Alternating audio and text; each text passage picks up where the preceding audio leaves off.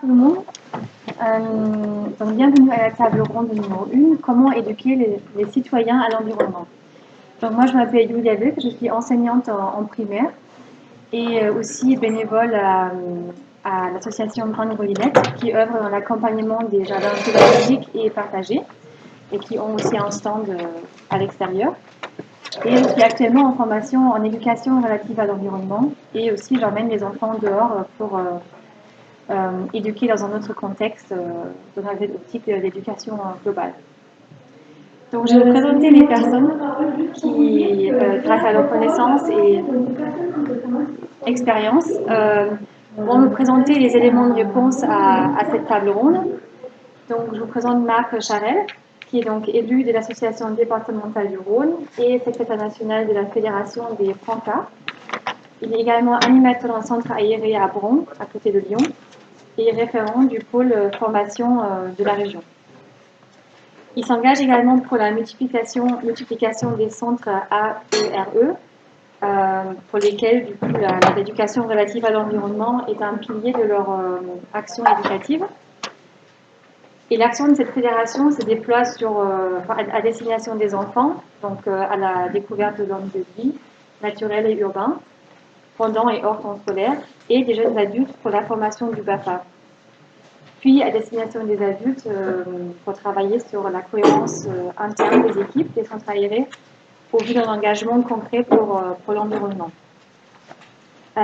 Guillaume Trichard est le secrétaire général adjoint national de l'INSA et travaille notamment sur les secteurs de la transition écologique et la transition technologique.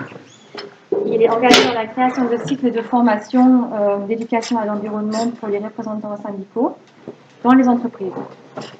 Et l'INSA souhaite amener ainsi des connaissances techniques sur les problématiques environnementales au sein de l'entreprise pour favoriser des décisions plus responsables au niveau de l'énergie, de l'eau, des transports et de l'alimentation.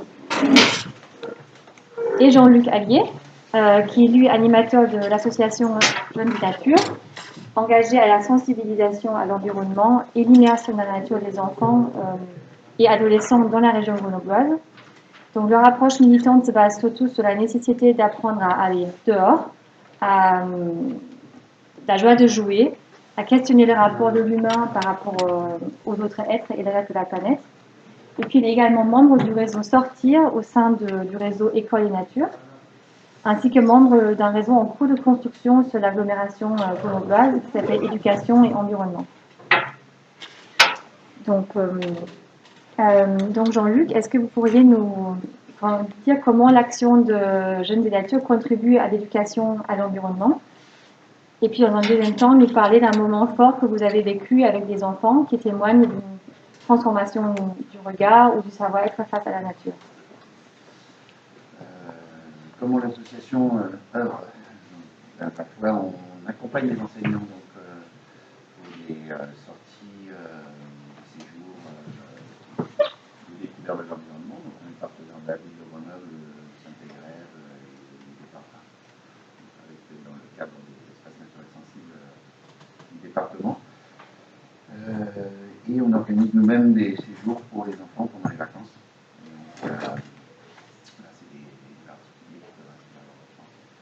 Donc, donc ça fait l'association une quarantaine d'années, un peu plus de 40 ans, et une intuition, je pense, de quelques personnes à l'époque où il fallait peut-être être au contact de la nature pour pouvoir qu'il se passe quelque chose. La connaissance naturaliste ne me semblait pas la seule entrée comme potentialité de réussite, il y a peut-être autre chose. Et donc c'est pour ça que l'association continue à militer pour ça. Avec la mode du développement durable, je fais ça comme ça. On a un peu, même les associations d'éducation environnement ont un peu tourné le dos au terrain, et c'est pour ça qu'il y a eu une douzaine d'années la création du réseau Sortir au sein de l'École et Nature. Donc, pas faire de l'éducation à l'environnement que des problématiques environnementales, mais aussi pour le voir une première marche. Un souvenir de. Je passe pas mal de temps avec les enfants, beaucoup, mais on va prendre de la Non, journée. mais je pense que c'est bien que tu développes un peu Ouais. ça, comme ça ouvre Ouais. l'imaginaire. Non, une journée d'hier avec un temps bien gris sur les tourbières à l'Héritan, près de Saint-Laurent-du-Pont, avec des CM2 qui est du village olympique et qui se retrouvent donc, voilà, déjà se balader dans la boue, tout ça, donc se salir aussi. Et puis un grand, un peu, voilà, cahier du groupe. Après une petite marche solitaire sur une cahier boutique qui traverse la Roselière, donc ils ont marché, ils ont fait ça à l'eau. Et ce grand gaillard qui dit mais j'ai eu peur. J'ai payé. On a parlé de ça.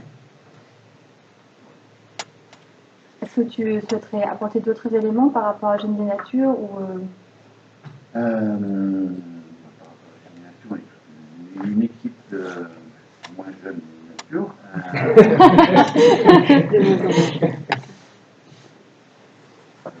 Ça arrive à tout le monde, vous verrez.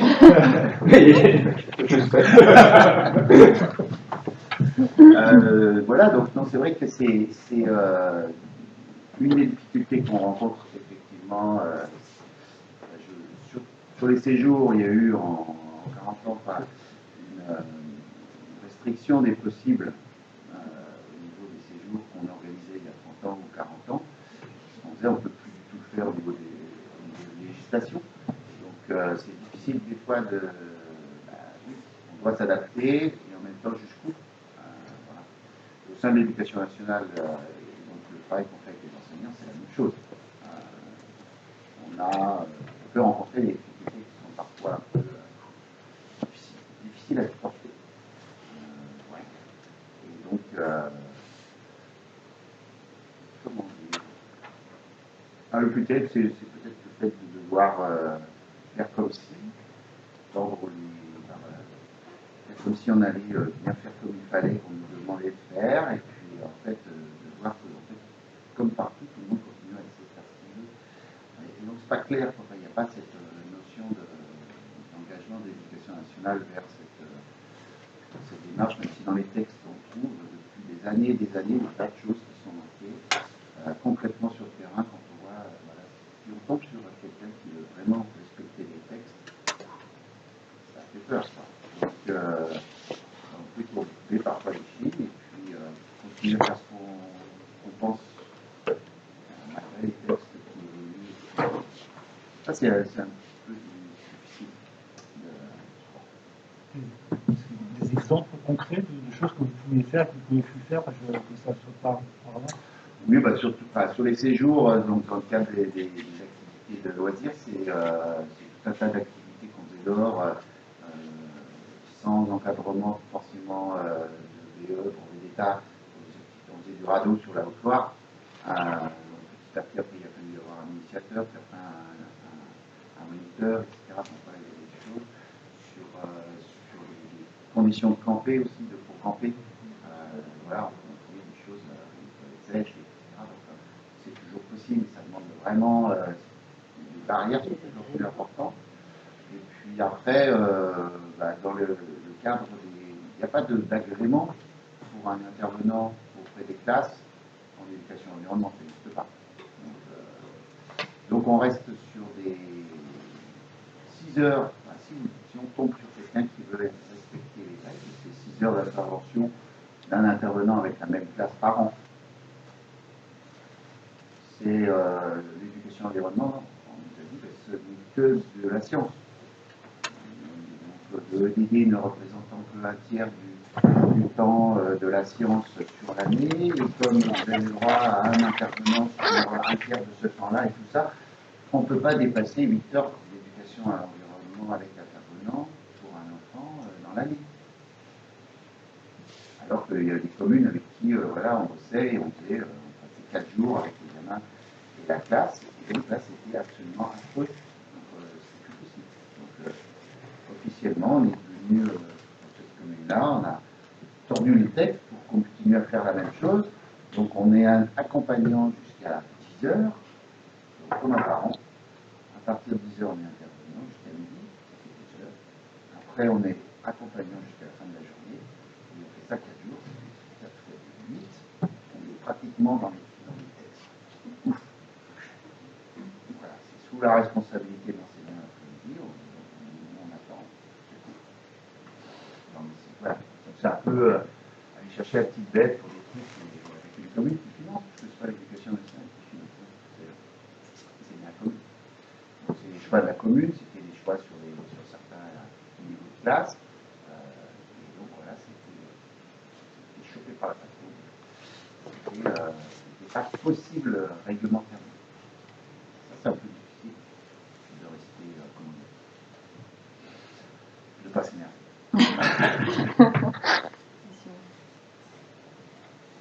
Merci Jean-Luc.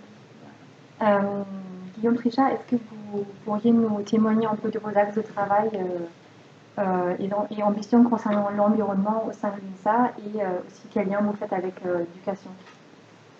Bien, alors d'abord bonjour à toutes et à tous. Je ne vais pas vous parler de, parce que là on a des professionnels de l'éducation de nos enfants. Ce qui m'intéresse dans l'intitulé de la table ronde, c'est le rapport entre éducation et citoyenneté. Alors c'est peut-être mon côté Troisième République, mais je ne peux pas m'empêcher de citer Ferdinand Buisson qui disait que le premier devoir d'une république, c'est de faire des républicains en accordant une place centrale à l'éducation pour faire des citoyens. Et des citoyens éclairés, c'est-à-dire avec une conscience de leurs droits et devoirs dans le cadre de valeurs. Moi j'ai envie de vous dire que si l'éducation nationale a la responsabilité de former nos jeunes, c'est la République tout entière et la société civile organisée qui a la responsabilité de former tous les citoyens, pas uniquement les professionnels de l'éducation nationale. Ce qui m'amène forcément à quid de l'UNSA dans tout ça. Si on regarde franchement les choses avec beaucoup d'honnêteté, toutes les organisations syndicales, je parle au niveau national, interprofessionnel, pas dans chaque composante de la société, ont du retard à l'allumage dans la prise de conscience de ce qui se passait au niveau environnemental. Je regrettais, mais c'est un fait. Alors à l'UNSA, je crois qu'il y a plusieurs copains ici, copines, qui pourront expliquer ce qu'au niveau par exemple, de l'UNSA Éducation et du SEUNSA est fait depuis des années. Vous connaissez le manifeste Oxygène du congrès de Grenoble, vous connaissez mieux que moi. Je ne suis pas, moi, issu de l'éducation nationale, je n'appartiens pas à l'UNSA Éducation, j'appartiens au secteur de l'industrie. Celui-là. Non, c'est parfait. Mais heureusement, grâce à ça, on a un peu d'électricité. Bon, blague à part, donc dans les structures de l'UNSA, et déjà, notamment l'UNSA Éducation, ça fait déjà quelques années qu'il y a une prise de conscience. Mais globalement, au niveau national interprofessionnel, comme tous les syndicats, je crois qu'on peut le dire, la prise de conscience date quelques années, quelques mois, moins de 2 ans, et le congrès de Rennes, de l'UNSA, quelque part, a été un peu le démarrage des activités, de la prise de conscience des délégués de l'UNSA sur la nécessité d'agir sur la transition écologique. C'est la raison pour laquelle on a fait notre ligne rouge, notre fil conducteur, c'est dans notre résolution générale de congrès. L'UNSA se veut être l'actrice de la transition écologique dans toutes ses composantes et de la transition technologique. Ça veut dire quoi concrètement? Si on passe des paroles aux actes, ça veut dire que j'ai la responsabilité de mener des actions concrètes en la matière. Dans les actions concrètes, il y en a une première qu'on a mise en œuvre qui va être déployée dans les territoires, c'est notre partenariat avec France Nature Environnement. Il existait un partenariat qui était un partenariat d'amitié entre nos deux organisations, mais il n'y avait pas vraiment quelque chose de concret derrière. Là, avec le nouveau président de FEDER, Arnaud Schwartz et les équipes, ce qu'on va faire, c'est qu'au niveau des régions, on va déployer des actions entre les UR, l'Union régionale et l'organisation territoriale. Les actions, ça peut être très, très concrètement les sites de formation des hommes et des femmes, pas uniquement les jeunes, mais des moins jeunes, aux notions de l'environnement.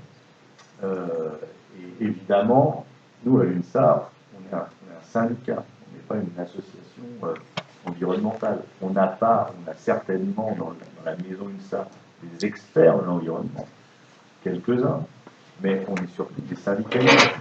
Donc on a besoin de nous appuyer sur des organisations qui maîtrisent ces sujets techniques. Et c'est ce qu'on va faire avec France Nature Environnement. La deuxième action qu'on a lancée, qu'on a mis en place, c'est un groupe de travail interprofessionnel avec un représentant par fédération professionnelle, puisque vous savez que l'UNSA est organisée en union régionale, en union départementale et en fédération professionnelle. Donc il y a un représentant par fédération et un représentant par union régionale. Ce qui fait que grosso modo, on est une cinquantaine de membres, avec des représentants de la Fédération des transports, la Fédération de l'industrie, la Fédération de l'éducation nationale, de la Fédération eau, alimentation et forêt, etc. Et on est ensuite sous-structuré en ateliers thématiques, puisque la transition écologique est un sujet tellement vaste qu'il nous fallait pouvoir ensuite nous spécialiser par grand sujet. Alors on a fait des choix d'investissement humain qui voulaient se mobiliser sur le sujet, par exemple, de l'eau et de l'alimentation, qui voulaient se mobiliser sur le sujet de l'énergie ou sur le sujet des nouvelles pratiques syndicales, etc., etc. Et donc on a comme ça 8 ateliers thématiques. Ça fonctionne. Il fallait que la machine se mette en route. Et aujourd'hui, on a donc ces ateliers thématiques qui nous aident notamment à œuvrer à réfléchir sur quelque chose que vous connaissez, qui sont par exemple les propositions de la Convention citoyenne pour le climat. On peut quand même des propositions très concrètes, ça 49, on peut être d'accord, pas d'accord. Ce sont des citoyens qui se sont exprimés en tant que citoyens, pas en tant que politique, pas en tant que syndicaliste, pas en tant que professionnel de telle ou telle activité, mais en tant que citoyen. C'était très intéressant de recevoir leurs propositions. Nous, à l'UNSA, on a vu on estime que globalement, elles vont dans le bon sens. Certaines peuvent être discutées, et on les discute, on les rencontre. Et maintenant, j'en viens à l'éducation en tant que telle. Nous, en tant que syndicalistes, on se rend compte d'une chose, c'est que il y a le monde de l'éducation en tant que telle dans les universités, dans les lycées, dans les collèges, etc. Et une fois qu'on a quitté l'école, on rentre dans la vie active. On y passe beaucoup de notre temps, beaucoup de temps sur le lieu de travail. Et c'est ce qui d'ailleurs forge parfois l'engagement syndical militant dans l'entreprise, dans les administrations. C'est de considérer que pourquoi dans l'entreprise ou dans les administrations, on se retrouverait en dehors de la société. On se bat dans les entreprises, dans les administrations pour l'égalité professionnelle femmes-hommes. On se bat contre les discriminations. Pourquoi on ne se battrait pas également pour la préservation de l'environnement? Et autant le sujet de l'égalité professionnelle femmes-hommes est un sujet technique autant celui des destinations est un sujet technique, et bien de la même façon, la protection de l'environnement, le développement durable, ce sont aussi des sujets techniques. Il y a besoin de faire de la pédagogie, il y a besoin de maîtriser des sujets. C'est la raison pour laquelle on va lancer donc en interne des formations de nos militants, nos représentants syndicaux dans le monde de l'entreprise, qui sont en mesure de challenger les directions des entreprises sur leur comportement vis-à-vis de l'environnement. Et pour ça, il faut avoir des connaissances techniques. Sinon, vous vous laissez mener en bateau par une direction qui va vous sortir son superbe rapport développement durable en papier brillant, etc. Et de la même façon que les représentants au CSE doivent maîtriser les sujets économiques et financiers pour dire à l'entreprise ce que vous nous racontez là sur la santé de l'entreprise, c'est du pipeau. Il faut que demain, on soit aussi en capacité de dire ce que vous nous racontez sur le comportement de l'entreprise par rapport à votre bilan carbone, par rapport à la consommation d'énergie, par rapport à la réduction, etc. C'est du pipeau. Donc, si on n'est pas dans une approche de formation tout au long de la vie, eh bien, on rate cette transformation du jeune en citoyen responsable et actif sur des garants défenseurs de valeurs. Parce que, et j'en terminerai là, c'est un sujet l'environnement est un sujet technique, mais au-delà de ça, il y a un sujet de valeur de notre société. La charte de l'environnement, qui a une valeur constitutionnelle, la charte de 2004, qui fait partie du bloc de constitutionnalité, elle a dans son article 8 l'obligation de former les citoyens à l'environnement. C'est peut-être pas, mais il y a une charte, elle existe. La Convention citoyenne pour le climat souhaiterait qu'il y ait une modification de l'article 1er de la Constitution, mais on a déjà une charte de 2004 qui normalement, devrait obliger nos gouvernants à former les citoyens à l'éducation, parce que dans cette charte, il y a des droits et des devoirs, et maintenant, j'ai envie de vous dire, si on attend tout de nos gouvernants, on pourra attendre longtemps, donc c'est aussi à nous, membres de la société civile organisée, de se saisir, comme on le fait aujourd'hui, comme vous le faites aujourd'hui, ce sujet de l'environnement, pour participer activement, avec nos petits moyens, à l'éducation des citoyens. Merci. Merci. Et donc, Marc Charel, est-ce que vous pourriez nous présenter du coup, vos missions et vos ambitions avec la Fédération des Francas et également nous témoigner d'une expérience forte vécue en tant qu'animateur à l'environnement? Alors, déjà, je vais peut-être faire une petite précision. En fait, je ne suis pas le référent collaboration, je suis plutôt le référent justement sur tout ce qui concerne un dispositif que je vais vous présenter qui s'appelle le Centre AR sur la région Auvergne-Rhône-Alpes. Donc ça, c'est la première chose.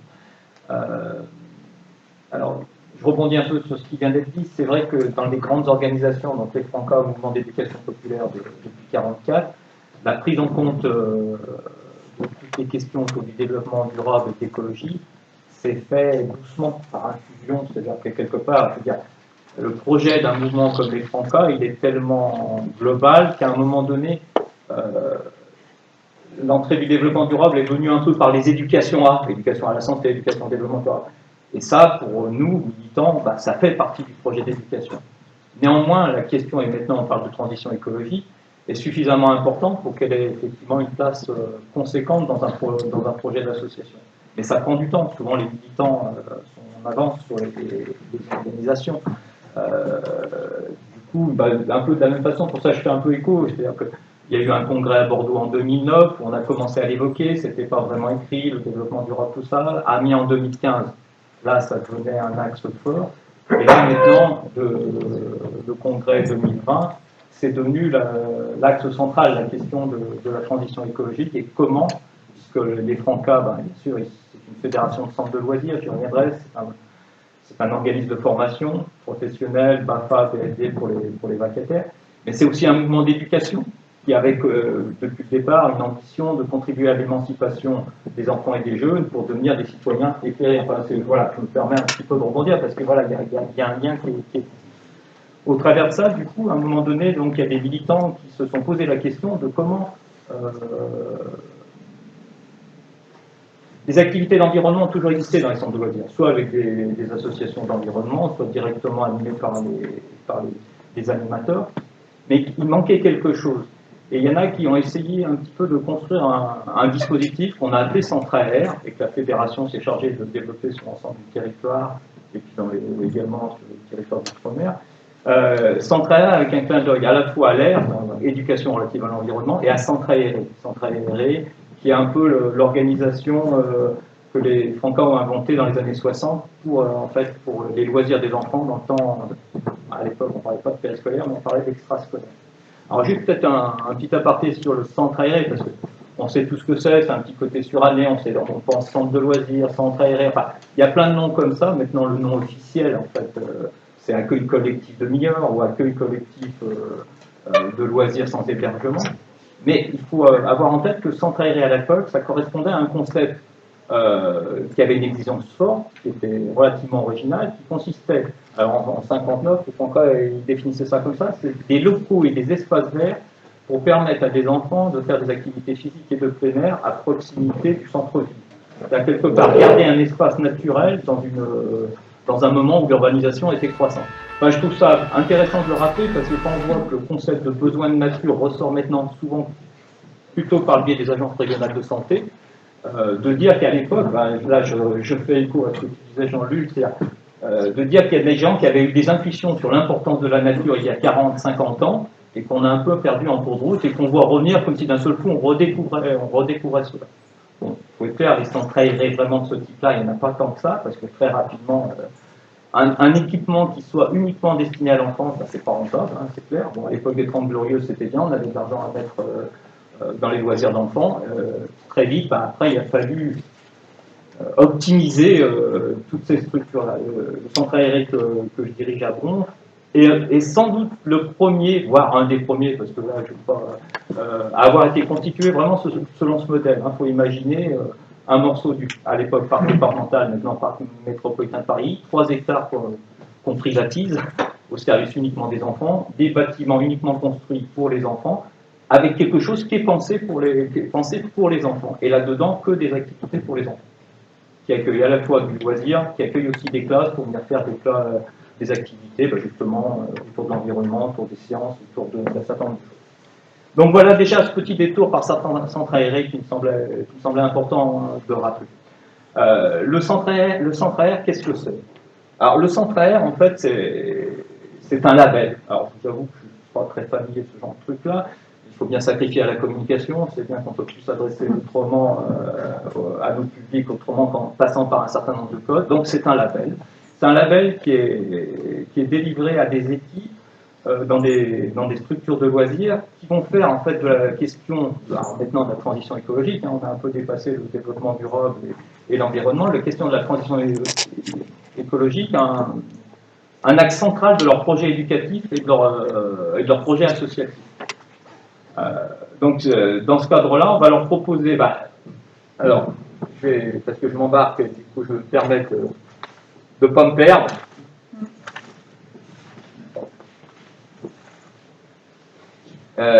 Oui, l'intérêt un petit peu parce que ce qui me semblait intéressant, c'est qu'on invite les gens à se lancer dans cette démarche, mais en prenant en compte ce qu'ils savent déjà faire. C'est-à-dire qu'à la fois, c'est une prise en compte qui va être progressive.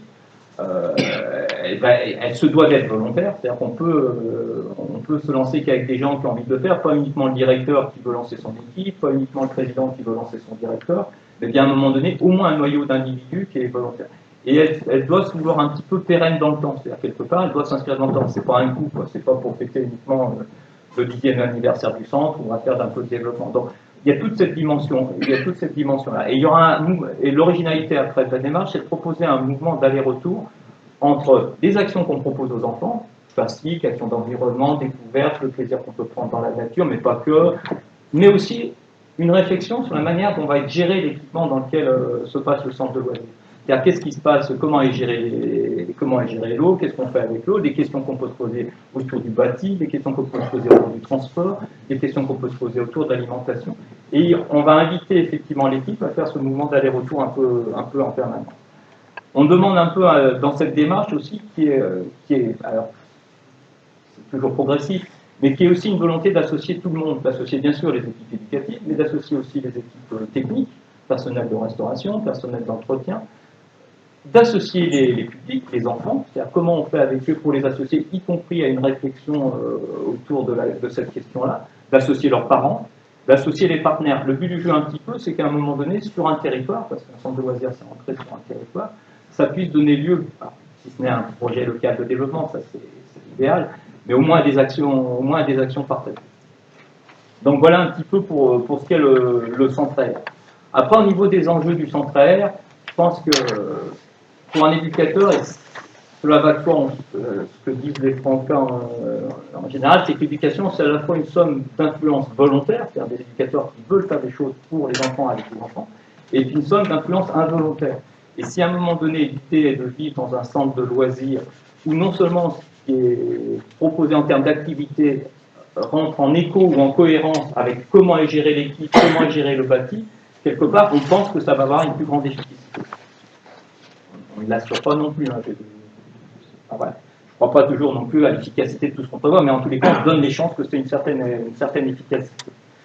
Et c'est pour ça que, pour être réellement efficace, il faut que ça s'inscrive dans le projet éducatif de la structure. Il ne s'agit pas de faire d'un seul coup des activités autour du développement durable, autour de l'environnement, un peu hors sol. À un moment donné, c'est que dans le projet éducatif, on a un objectif qui va dans ce sens-là. Pour nous, au centre aéré, ça sera au centre aéré de Pont, ça sera à un moment donné, faire en sorte que les enfants puissent s'approprier le monde qui les entoure. Et à partir de là, on va pouvoir faire plein de choses, on va le décliner sous certaines formes. Mais ce qui va justifier à un moment donné qu'on fasse du développement durable, c'est bien à un moment donné qu'on peut le relier à un projet éducatif. Alors, je fais vite pour devenir un petit peu comment on fait pour devenir centraire. L'intérêt, c'est à un moment donné, effectivement, c'est de prendre contact avec une association des Francas qui va nous accompagner, qui va vous, alors le nous étant parce qu'à la fois je suis centre de loisirs et je suis à la fois Franca, mais qui va accompagner les centres de loisirs en fait dans une démarche donnée. Parce qu'en fait au départ, j'ai dit que c'était un label, ça c'est comme ça qu'il est annoncé, mais le vrai intérêt du centre AR, c'est de faire entrer une équipe dans une démarche. Donc là, il y a trois entrées possibles. Là aussi, toujours dans l'idée de favoriser l'entrée du plus grand nombre. Il y a une entrée sensibilisation qui va consister simplement c'est pas rien, à faire l'inventaire déjà de ce qui existe et de proposer des actions en direction des enfants et déjà de commencer à poser quelques jalons en disant mais comment ça fait écho à des pratiques que j'ai dans ma structure. Il va y avoir une entrée plutôt engagement où là, on va non seulement réfléchir à ce qui est proposé aux enfants, mais d'emblée réfléchir à comment on fonctionne et quelles peuvent être les pistes d'amélioration par rapport à ce fonctionnement. Et puis il va y avoir une entrée alors dont je vous avoue franchement que je ne l'ai jamais vécu, qui est une entrée vraiment de transformation, parce que ça va se faire avec des équipes qui sont soit en rénovation complète d'un équipement, ou au contraire en construction. Je vous avoue que les constructions de centres de loisirs, ça ne court pas les rues, c'est pas tout.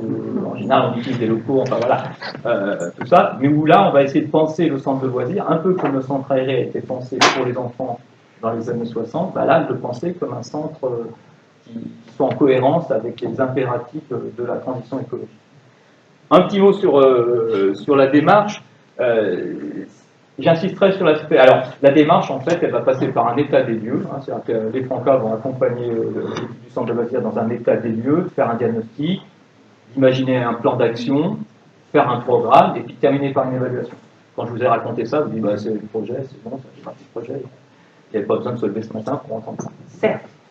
Mais l'intérêt un petit peu, c'est surtout au niveau, moi, il faut l'avoir vécu, moi, pour mon centre, alors que je pensais qu'on faisait ça de choses, c'est vraiment cet état des lieux qui va être important. C'est-à-dire qu'il y a des gens de l'extérieur qui vont venir nous aider avec des outils à essayer de faire l'inventaire de tout ce qui se fait dans la maison et qui peut avoir un rapport avec le développement durable, la question écologique, la question de l'environnement, un petit peu en essayant de voir les trois piliers, hein, parce qu'on conteste souvent le terme développement durable, mais le côté réfléchir au travers de l'économie, du social, de l'environnement, voire du culturel, c'est toujours quelque chose qui est fécond en termes de méthodologie. Donc, à partir de plusieurs grilles, alors on va reprendre des thématiques qui ont déjà été évoquées, hein, l'alimentation, le transport, les énergies, l'eau, et on fait un inventaire, et cet état des lieux, alors souvent les animateurs qui se lancent, ils trouvent ça fastidieux dans un premier temps, mais une fois qu'ils l'ont vécu, c'est quelque chose qui est très positif, d'une part, parce qu'on n'a pas si souvent l'occasion de se sortir la tête du guidon pour se regarder pédaler, hein, un petit peu, à un moment donné, 35 minutes, et de se dire, mais qu'est-ce qu'on fait réellement? Est-ce qu'on est toujours pris par une échéance? Donc ça a déjà cet intérêt. C'est de se rendre compte que des fois, on fait du développement durable, entre guillemets, sans le savoir. C'est aussi se rendre compte que quand on fonctionne en centre de loisirs, on a une réelle empreinte écologique, et que l'intérêt, c'est de se poser des fois la question de la pertinence, de la profondeur de cette empreinte. Donc tout ça, en général, ça rebooste souvent les équipes et ça permet de revisiter le projet éducatif. Souvent existe, préexiste. Le deuxième temps, ça va être à partir de tout ça d'imaginer plein d'actions. Ça, éventuellement dans les échanges, je pourrais vous donner des exemples. Et ça va être à un moment donné de s'engager, d'en choisir une, de faire un programme, de prioriser, parce qu'il ne va pas falloir se disperser, parce que le risque avec cette thématique, c'est de se disperser, de vouloir faire plein de choses à la fois, et finalement d'avancer peu. Donc du coup, d'en choisir une et de se dire, voilà jusqu'où on veut aller sur cette année-là. Et à partir de là, encore une fois, l'équipe des Frontières va pouvoir nous accompagner sur le fait un peu de rendre visible cette avancée, ne serait-ce qu'en faisant une expo, ne serait-ce qu'en rendant compte à des financeurs. Mais l'intérêt aussi de ce dispositif, je l'appelle comme ça, c'est aussi qu'on demande aux gens de participer à un réseau d'équipes qui s'est lancé dans ce fonctionnement. Et donc à un moment donné, on va pouvoir avoir des échanges, faire un réseau de centres de loisirs qui se lance, avoir des échanges, pouvoir mutualiser et les difficultés rencontrées et également les solutions proposées. Et puis, quelque part, rendre compte de comment on avançait. On s'était engagé à faire ça, où on en est, pourquoi on n'en est pas. Donc, voilà un petit peu la démarche un peu du centre AR, et qui est pour nous un des outils sur lesquels on peut avancer, et qui nous fait avancer pas que sur la dimension de la transition écologique, mais aussi sur un petit peu l'appropriation, à la fois par l'équipe et le public, de tous les enjeux qui entourent un centre de loisirs. Voilà un petit peu. Je resterai là. Merci beaucoup. Il y a eu un peu un souhait de la part des intervenants de vous connaître un petit peu. Est-ce qu'on peut prendre juste 3-4 minutes pour que vous nous disiez d'où vous venez, avec quoi vous venez, très rapidement, parce que ça va aussi peut-être influencer ou changer un petit peu la discussion. Donc, si on peut commencer par là. Et puis, je pense avec la bateau. Oui, je veux bien. Celles et ceux qui n'ont pas envie de s'exprimer, il n'y a pas d'obligation, c'est juste pour avoir un peu une idée qui est là. Bonjour, Agnès Grange, moi je suis représentante de la commune, d'une commune, élue sur une commune de Venant très récemment. Voilà, donc je viens, mes besoins peut-être. Ouais. Voilà, moi je viens un petit peu prendre connaissance de ce qui est concrètement finalement à travers des actions qui se font à droite à gauche, et concrètement la transition écologique et comment on peut la mettre en œuvre effectivement à l'échelle d'une petite commune, 800 habitants. Donc, c'est une petite commune. Voilà, donc c'est un besoin assez large en fait, vraiment prendre de la connaissance, des idées, et connaître un peu mieux ce que c'est que des aspects de transition écologique. Voilà. Ah pardon, oui.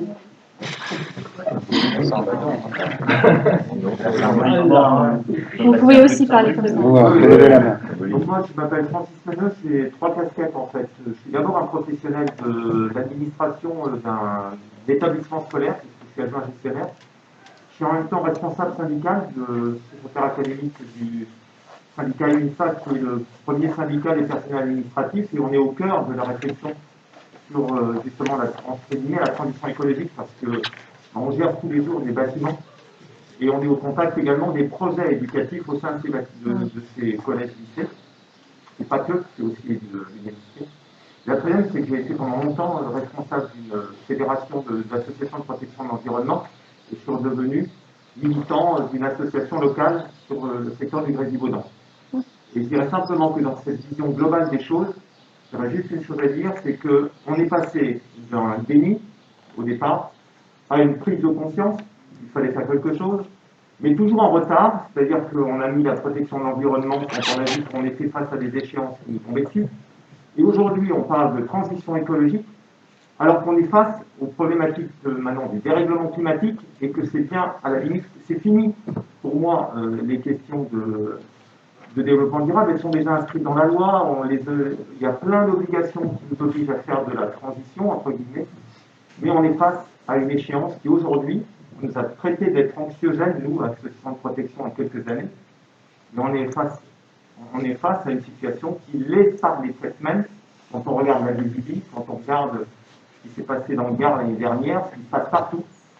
C'est ce caractère-là. Donc l'éducation à l'environnement, pour moi, est essentielle pour dire, bah oui, c'est anxiogène, ça se passe en ce moment, bah, c'est précisément maintenant qu'il faut s'aérer les ménages et aider notre génération qui vient là à passer le cap.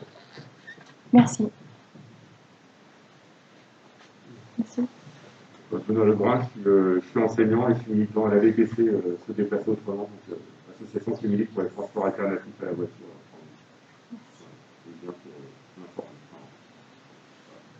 Sans doute précis. Donc moi c'est Christophe, association de Brain Polinette, c'est un stand de là. Donc Brain Polinette, c'est un acteur de l'agriculture urbaine et de la nature comestible, avec donc on gère des jardins, des vertus, etc.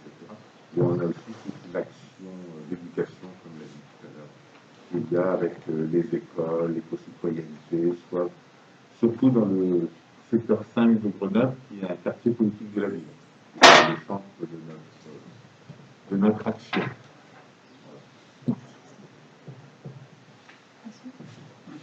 Moi, je viens d'il y a très longtemps d'un pays où les gamins étaient dans la nature en sortant de chez eux. Je viens du scoutisme où je me suis occupé longtemps de l'association de scoutisme où un des fondements, c'est justement d'emmener les enfants dans la nature et de vivre dans la nature. Et aujourd'hui, je suis président de FNE, France Nature Environnement. Est-ce que quelqu'un veut prendre la parole? Alors, moi, je m'appelle Clémentine Reynaud et je suis une élue du conseil municipal jeune sur la commune de Lille.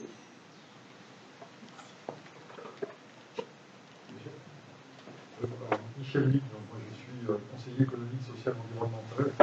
J'interviens dans une table ronde cet après-midi sur un autre sujet. Je suis évidemment très intéressé par tout ce qui relève de la écologie, donc ce débat m'intéresse beaucoup. Noé Pierrick, je suis responsable du service jeunesse sur la ville de Lille, en partenariat de temps en temps avec les 34. Je ne connaissais pas le centre AR, maintenant je suis allé voir un peu aussi sur c'est plutôt intéressant. J'accompagne Clémence qui est une de nos élus au CMJ. Et je suis venu en particulier ici pour me poser la question de savoir à un moment qu'est-ce qu'on a raté. C'est-à-dire qu'on entend parler que dans les années 60, on était sur du collectif et sur de la nature. Et on est en 2020 et on n'est plus trop sur du collectif. On n'arrive plus à aller dans la nature. Voilà. Et comment, au niveau éducatif, comment on va arriver à faire redescendre l'humain de je suis là et la nature est là et dire c'est pour ça que j'essaye d'accompagner les jeunes, à dire à un moment en fait l'humain il fait juste partie d'un énorme écosystème et que si on a détruit cet écosystème parce que nous on se croyait plus fort, on se sera détruit soi-même. C'est très philosophique mais voilà, on est un peu là-dessus. Je suis enseignante sur la ville de Lille. À la fois, j'accompagne nos pouvoirs ici, et à la fois des collègues qui sont ici, qui ne sont pas enseignants, mais avec qui j'ai une association sur Lille pour sur la transition écologique. Donc on est en train de monter ça. On définit un peu les axes, principaux axes sur lesquels on va travailler. Et donc on est là aussi pour apprendre et confronter nos premières discussions sur la première partie de membre, voir si sur le bon chemin, et attendre aussi d'autres choses et prendre des pas. Merci.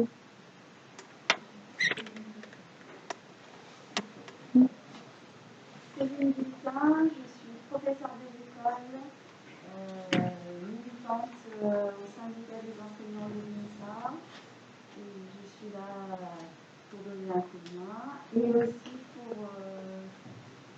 je suis toujours en recherche de questionnement et en recherche de cheminement pour améliorer, que ce soit dans ma pratique d'enseignante, que ce soit dans ma vie personnelle.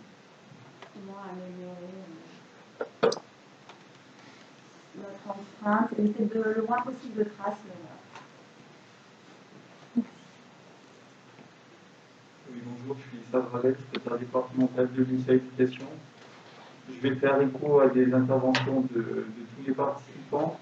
Donc, pour rassurer Guillaume, il faut savoir que l'UNICEF Éducation en 38, il y a longtemps qu'on a pris contact, nous, avec FNE, puisque Francis est là et que ce projet, l'événement d'aujourd'hui, il est en partenariat l'UNICEF Éducation, FNE, Franca et donc Interasso.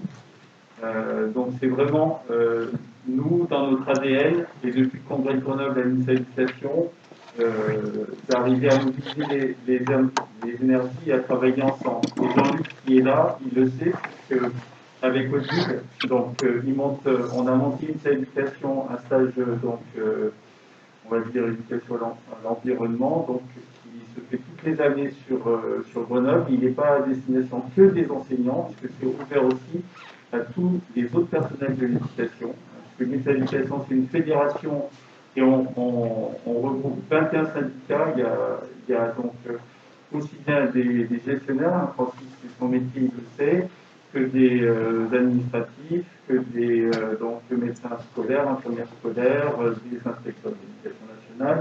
Donc on fait tout ce champ-là et les stages sont ouverts, ils sont très remplis. On met le stage en ligne et il se remplit en quelques jours. Donc il y a vraiment une demande et nous on veut continuer dans ce partenariat.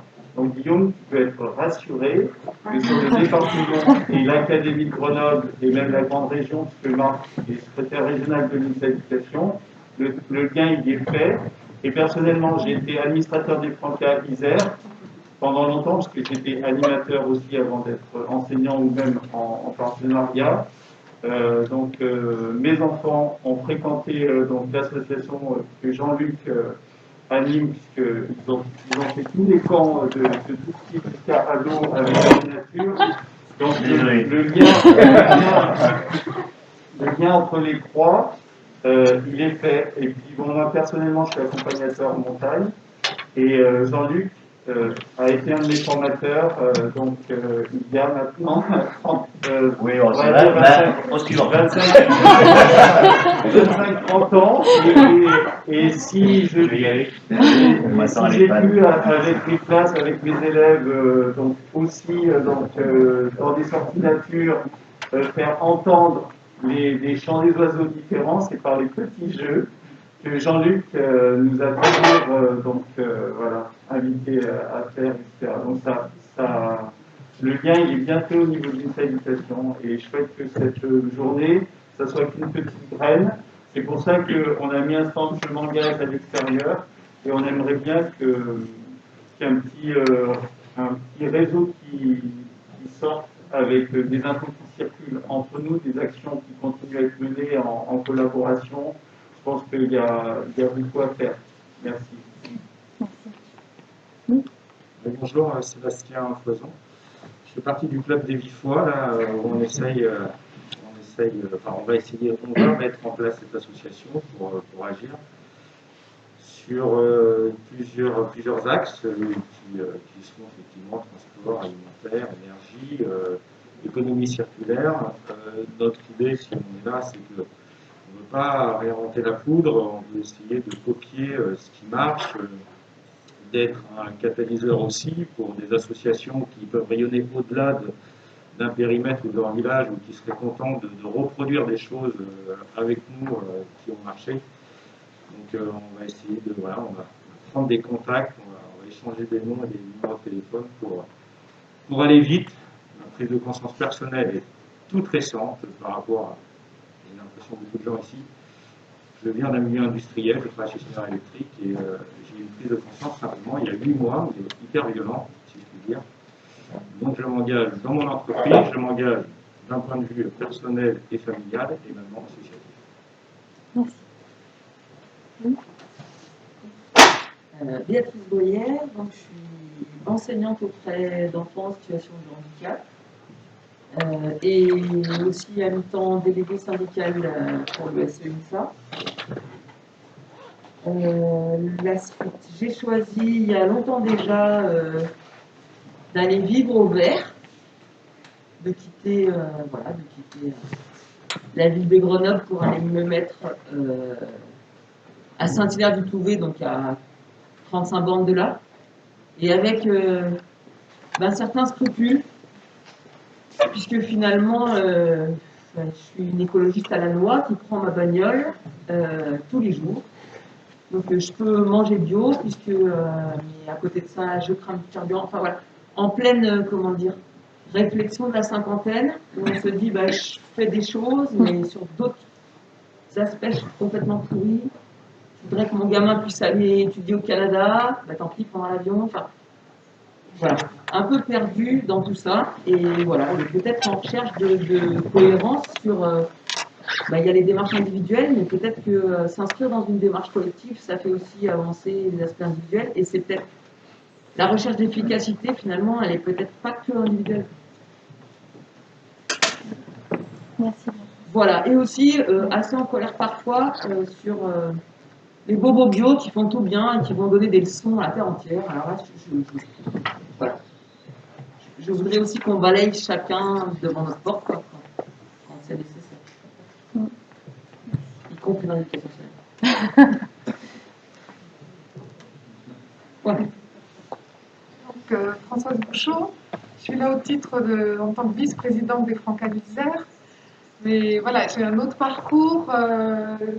Et pour faire court, j'ai beaucoup travaillé dans l'humanitaire, donc en France et à l'étranger. Et pour moi, il y a vraiment un enjeu majeur de relier la justice sociale et la transition écologique. Que cet enjeu énorme qui est devant nous, enfin qui est là aujourd'hui, ne mette pas encore des gens sur le côté. Parce qu'on a connu toutes les évolutions, à chaque fois on met des gens sur le bord de la route. Et je pense que là, il y a un enjeu majeur. Et je trouve que, je le partage avec vous, mais quand on voit qu'aujourd'hui, une crise sanitaire impacte effectivement les gens les plus en précarité, qui ne sont pas pris en compte. C'est encore des gens invisibles, pas pris en compte dans toutes les mesures. Voilà, on a peur de leur donner un peu plus parce qu'ils ne vont pas aller travailler. Enfin, c'est des discours qu'on a comme ça, qui me révoltent, ils me mettent en colère toutes les journées. Et voilà, moi je pense qu'aujourd'hui, c'est un enjeu majeur. Et il passe effectivement par les jeunes, par les enfants. C'est extrêmement important. Voilà, donc je suis aussi bénévole à la CIMAD. Il y a un enjeu aussi là autour de la question des migrations, sur lequel on édifie des murs de toute forme, psychologique, des murs en grec. Et ce n'est que le début, puisque nous attend quand même la question des réfugiés climatiques. Enfin, nous attend pas, elle a commencé. Voilà, donc toutes ces questions-là, voilà. Comment on relie. Et du coup, à ce titre-là, je fais partie aussi du pacte du pouvoir de vivre. Donc, ça a démarré en Isère. Voilà, on est aussi avec France Nature Environnement, qui est une initiative qui me semble extrêmement intéressante. Et ça fait du bien de pouvoir se dire qu'il y a des choses à faire. Voilà. Merci. Monsieur ? Colin Jargot, moi je suis très nouvellement élu à la ville de Saint-Martin-d'Air et je m'intéresse particulièrement à la participation citoyenne et je découvre ce qui se fait ici et ailleurs et je viens ici très modestement pour voir effectivement ce qui se fait. Moi je suis revenu dans la région il y a quelques années, donc là je suis plutôt en phase d'exploration sur Saint-Martin-d'Air ou ailleurs pour la transition écologique ou pour la participation. Et ce qui va m'intéresser c'est plus la démarche collective, comment il y a des dynamiques qui se forment au niveau de collectif. Merci. Gilles Namur, je suis adjoint au maire de ville de Grenoble, en charge de l'espace public, nature en ville, biodiversité. Je suis là, moi aussi, surtout pour écouter et apprendre. L'éducation pour la jeunesse, de tout ce qui est transition écolo, ça me paraît évidemment essentiel. La difficulté que j'ai moi, c'est plutôt avec les adultes. On y est là, dans les besoins de transition, et aujourd'hui, c'est les adultes qui doivent faire. Comment on fait ça? Comment on va vers les adultes? Je suis bien content de voir les IFOA là, parce que là, il y a autour de la table, enfin, il y a quand même beaucoup de gens qui sont convaincus, tout ça, et qui sont déjà dans l'action.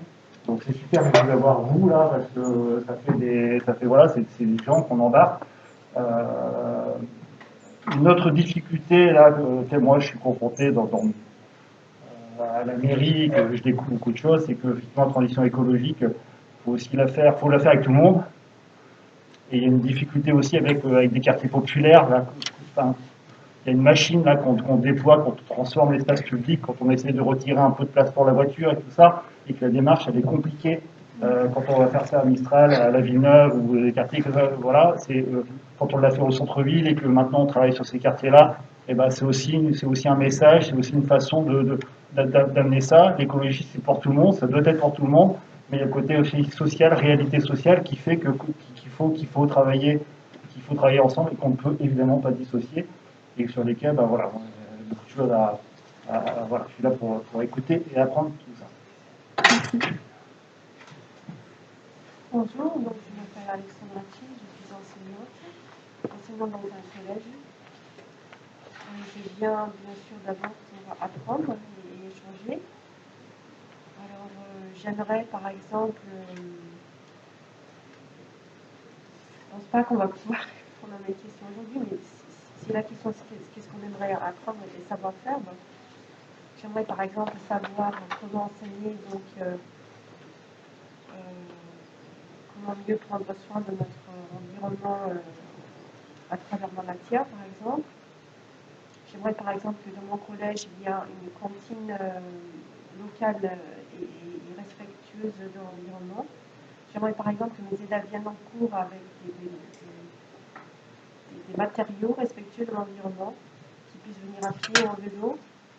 Ça, c'est au sein de mon travail.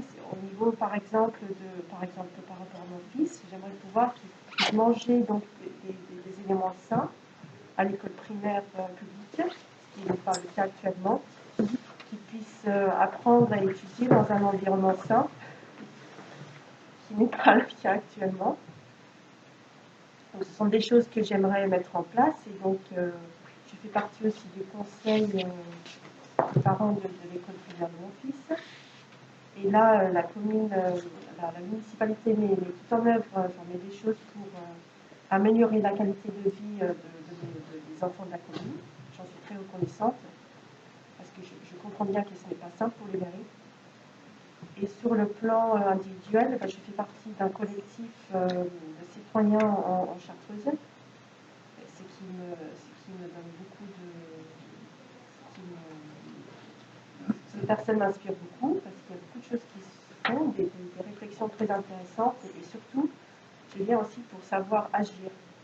Au-delà des paroles, quelles actions mettre en place le plus rapidement possible pour amortir le choc qui va forcément venir à un moment ou l'autre.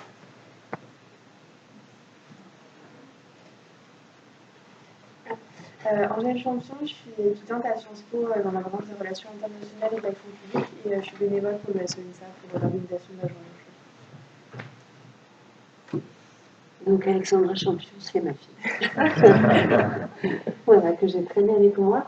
Je fais aussi partie du SONISA. Je suis venue pour accompagner, pour aider un petit peu à l'événement. Là, j'étais censée donner la parole, mais vous le faites très bien. Donc vous n'allez pas avoir besoin de moi, c'est super. Sinon, je suis donc professeure des écoles, directrice d'une école maternelle de 3 classes, donc une petite école à Saint-Marcelin. Et j'ai effectivement le sens de l'enseignement et puis de l'éducation à la citoyenneté et à l'environnement chevillé au corps. Et donc, dans notre école, on a un fil rouge, donc il y a 3 classes, hein, c'est très modeste, mais bon, c'est la théorie du colibri, hein, c'est bien, même pas beaucoup d'essayer de faire les choses et de fédérer. Et chaque année, on a un fil rouge, un projet qui nous sert de fil rouge et autour duquel on maille toutes nos programmations, nos projets pédagogiques, etc. Et cette année, le thème est « Prends soin de toi et de ta planète ». Voilà, ce qui fait écho complètement au sujet. Et je pense que c'est l'occasion de travailler les consciences et d'expérimenter avec des petites maternelles et aussi de faire un relais d'éducation auprès de leurs parents. Puisque, comme je le disais, ce qui est difficile, c'est aussi de travailler avec les adultes. Et c'est vrai que ça rejoint ça, l'éducation. C'est tout au long d'un parcours de vie qu'on change et qu'on évolue. Et voilà, c'est important d'expérimenter. Et bien évidemment, c'est aussi un prétexte pour travailler sur l'interpartenariat et pour agir avec sur différents niveaux, que ce soit avec la mairie, avec du coup le service de santé, de prévention, soit de l'IREP, soit d'éducation nationale. Là, on va travailler avec le lycée, on fait un jardin. Enfin, voilà, ça donne... c'est une occasion de mettre en œuvre plein de choses et d'expérimenter. Et j'espère que ça va s'amuser. Michel Beretta, je suis professeur des écoles, militant au SEUNSA. Je suis arrivé aux activités de syndicalisme en commençant par les stages de se former par la nature avec Jean-Luc, et puis en commençant à aider. Voilà, j'ai été attiré vraiment par tout ce qui se faisait à l'UNSA en lien avec l'environnement. Par ailleurs, je suis aussi adhérent à Brin-de-Rolinette. Allez visiter le stand dont Christophe vous a parlé. Je suis adhérent à l'Éléphant, présent aussi sur le salon, qui est une épicerie collaborative. Alors, au-delà de l'aspect défense de l'environnement, mieux vivre, ce qui me fait bouger en ce moment, c'est vraiment le côté action collective. Pas action collective pour l'action collective, mais l'action collective pour la recherche d'efficacité. Voilà, cette prise de conscience, elle est venue tardivement aussi. Et puis j'ai aussi beaucoup de contradictions. Dans ces contradictions, je ne dois pas oublier que pendant de nombreuses années, j'ai travaillé en faisant du logiciel pour les sous-marins nucléaires d'attaque, puis pour les centrales nucléaires des paliers N4 français. Mais voilà, j'ai petit à petit évolué. Et puis, je suis très touché de m'apercevoir que ma première activité professionnelle était d'être animateur au centre de Paris-Bron, il y a quelques années. Ça m'intéresse. Ça a dû changer. Vive. C'est parce que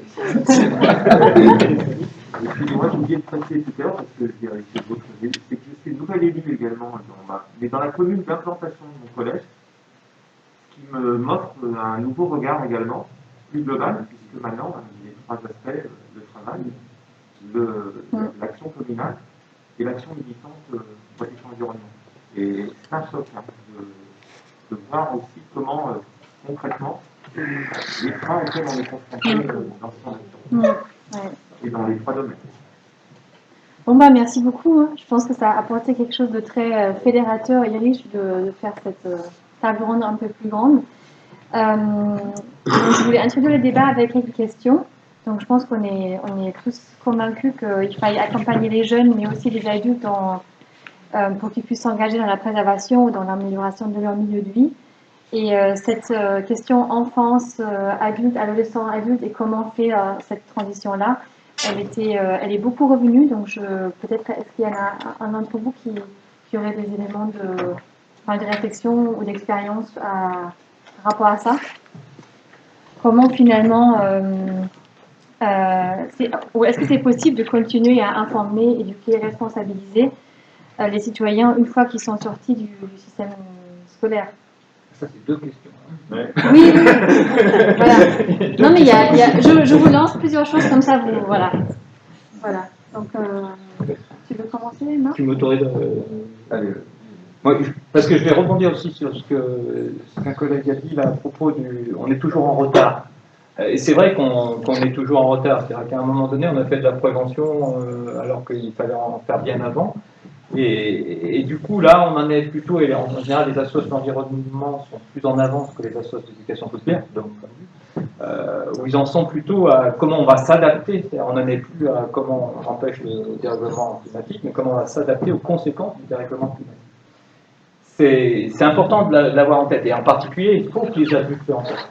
Mais j'ai envie de dire, moi, en tant que, par contre, éducateur, par rapport aux enfants, il ne faut pas... bien sûr que la situation est anxiogène, mais nous, on a un devoir de ne pas rendre anxiogène pour les enfants la situation qu'ils vont vivre.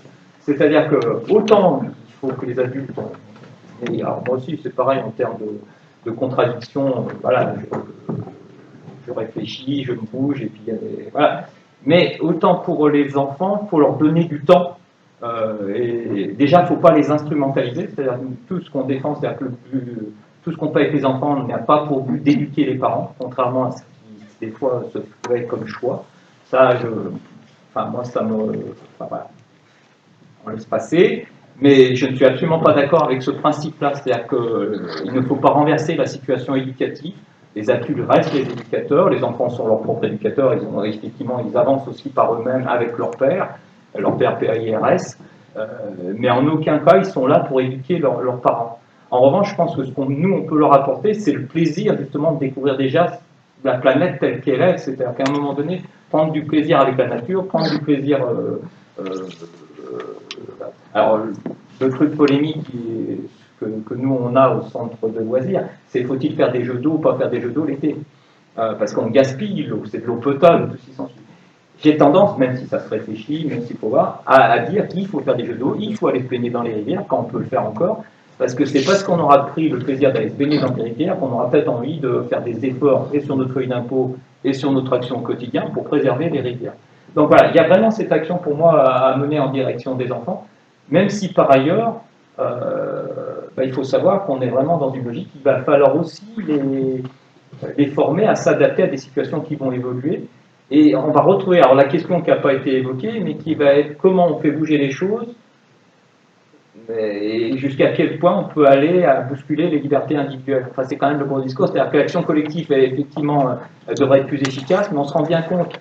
Moi, sur le périph' à Lyon, j'ai beaucoup plus de facilité à rouler à 70 quand tout le monde roule à 70 en même temps, que si on me laisse juste la responsabilité de dire ça serait bien que je roule à 70. Et pour autant, on voit bien avec la situation pandémique actuelle, des fois on se dit, est-ce qu'on n'en profite pas un petit peu pour nous faire passer des choses avec lesquelles, démocratiquement, je ne suis pas d'accord. Ben voilà, c'est tout, c'est aussi ces questions pourquoi. Voilà, je vous laisse répondre à mes collègues. Moi j'ai parlé un peu de recul sur comme vous l'avez compris, ça fait quelques années que je fais ça, et je trouve que c'est vrai qu'on a intérêt à... Il n'y a pas de réponse, je trouve qu'on a de plus en plus de questions. Moi je me pose de plus en plus de questions, puis je vois que la réponse, les tentatives de trouver comprendre le monde, la situation, ça se complexifie de plus en plus. Il y a quelques pistes qui apparaissent quand même actuellement pour l'instant, et c'est vrai qu'on a du mal à les mettre en œuvre. C'est quoi le rapport à la planète, quoi? Là, on a quand même... on est passé, enfin moi en tout cas, ce recul, ça m'a permis de voir. À un moment, on m'a demandé de former des éco-citoyens. Et puis, quand le gamin, il fermait son robinet, quand il se brossait les dents, il était citoyen. Moi, c'est pas ça, la citoyenneté, c'est du civisme, éventuellement. Voilà, on est passé par plein de métiers différents, nommés différemment. Donc après, il fallait faire du développement durable, après, il fallait faire de l'éducation à la biodiversité, et sans les questionner, toutes ces questions, enfin, tous ces mots-là qu'on a utilisés. Donc, par rapport à ce que tu disais, c'était effectivement faire peser sur les enfants, en gros, nous sauver. Si on réussit à bien faire avec les gamins, ça va nous sauver, c'est cool, quoi. Mais effectivement, les adultes, qu'est-ce qu'on en fait? Ça, c'est une vraie problématique. Et quand il y a eu les services civiques, c'était pareil. La EC2, il y avait, comment il s'appelle, la PHP maintenant, Martin Hirsch. Martin Hirsch qui disait oui, voilà, c'est les jeunes qui vont. C'est pareil, quoi. Pourquoi le service civique? Ça dessert aux jeunes, encore une fois. On misait sur les jeunes. Et les autres, ils peuvent rester dans la télé. le dernier moment de leur information, enfin de leur formation permanente, là. Et qui disait, non mais, c'est quoi le temps de formation permanente après, une fois qu'on est arrivé, hein? Donc c'est ça, il y a quand même cette problématique-là. Donc, j'avais posé la question, pourquoi est-ce qu'on n'a pas une formation, service civique récurrent pour apprendre au service à devenir citoyen, enfin, se rappeler, bah, tiens, je paye des impôts, c'est pour faire quoi, comment ça fonctionne, c'est un exercice, comment faire évoluer les adultes aussi, pas évoluer. Voilà, le monde change. En tout cas, moi, j'ai pas du tout de réponse sur le qu'est-ce qu'il faut faire pour les problèmes qu'il y a au niveau de l'environnement. C'est surtout juste, moi, je suis apparemment les humains sont des animaux qui s'intéressent vachement à leurs congénères. Et c'est vrai que c'est ça qui me fait souci. Parce que la planète, sans les humains, continuerait de tourner. C'est pas ça qui m'intéresse moyennement. Donc, effectivement, là, on ne sait pas comment se rattacher, acquérir des Bruno Latour, toutes ces pensées nouvelles. Comment penser le monde, on ne sait pas faire pour l'instant. Il faut l'inventer. Donc, dire que j'ai des réponses, j'en ai pas. Par contre, comment on fait ensemble pour essayer de croiser les disciplines, pour essayer de comprendre une nouvelle ontologie, un nouveau rapport au monde à construire. Quand on voit évoluer les droits de la nature, voilà, où on peut avoir la nature en tant que personne morale, intellectuellement, ça nous fait bouger les choses. Enfin, voilà, c'est dans toutes ces directions qu'il faut partir. Idéalement, voilà, parce que c'est les droits de l'humanité, les droits de l'homme, justement, il y a toutes ces démarches qui sont en cours et qui s'affoisonnent. C'est pas ce qu'on entend à la télé, encore, je le répète à 20 heures, mais bon, comment on fait pour mettre ça en commun et se questionner dans nos pratiques tout le temps, et pas accepter, effectivement, à un moment, je trouve que dans l'éducation populaire, moi, on est à cheval, nature, on est considéré par l'éducation populaire comme étant protection de la nature et par les protecteurs de la nature comme étant de l'éducation populaire. Pas bien naturaliste, voilà. C'est cool, on a deux choses. C'est plus confortable. Mais c'est comment on questionne un peu tout le temps ce qu'on nous dit de faire. Et puis on n'est pas là pour... En tout cas, moi, auprès des enfants, clairement, je ne suis pas là simplement pour leur dire, ben voilà, ils vont économiser l'eau, ils vont machin. Non, effectivement. Parce que ça, la connaissance aussi, je la questionne. La seule connaissance, les scientifiques, ça depuis 40 ans, 50 ans que le réchauffement climatique existe. Ce n'est pas un problème de connaissance. Et il n'y a pas d'action. Donc c'est bien d'autres questions, enfin d'autres choses qu'il faut qu'on questionne. Merci Jean-Luc. Est-ce que tu veux rajouter quelque chose?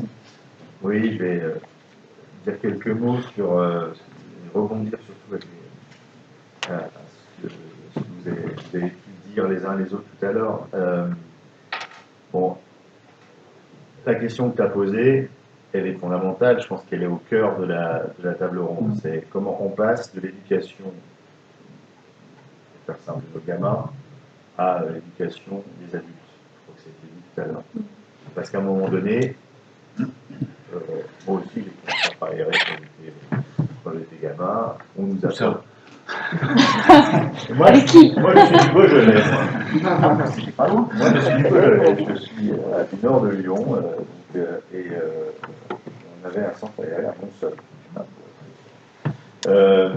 Donc, fils de viticulteur, etc. Donc, moi, grandir dans les vignes, c'était déjà un rapport à la nature en tant que tel. Mais à un moment donné, il y a quelque chose qui foire dans l'histoire.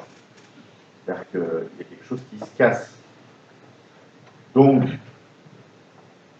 je vous disais tout à l'heure, on rentre dans la vie active, on intègre des entreprises, des administrations, et là, plus rien ne se passe. On va se dire clairement, plus rien ne se passe. La formation professionnelle, c'est une formation dans le monde de l'entreprise, au service de l'entreprise. Ce n'est pas une formation au service de la société, ce n'est pas une formation au service des citoyens. Le compte personnel de formation, est un petit progrès en la matière. C'est surtout une manière pour quelque part indirectement, d'exonérer les entreprises de leurs propres obligations de formation. Puisqu'on dit aux citoyens, démerdez-vous, vous avez maintenant la possibilité de vous former à ce que vous voulez, et les entreprises s'en lavent les mains. Or, nous, on considère à l'UNSA que l'entreprise, et là, du coup, je vais faire un lien avec la RSE, qui maintenant est même en train de passer de mode à la responsabilité sociétale des entreprises, puisque maintenant on parle de plus en plus d'entreprises à mission. La RSE, c'est dans la RSE, on doit y mettre également la formation professionnelle, des critères liés à l'environnement, des critères liés à la transition écologique. Moi, j'ai plaidé, et je fais partie des organes du cercle Giverny au titre de l'UNSA, j'ai plaidé pour que, y compris dans les critères d'intéressement d'entreprise, on puisse introduire des objectifs environnementaux.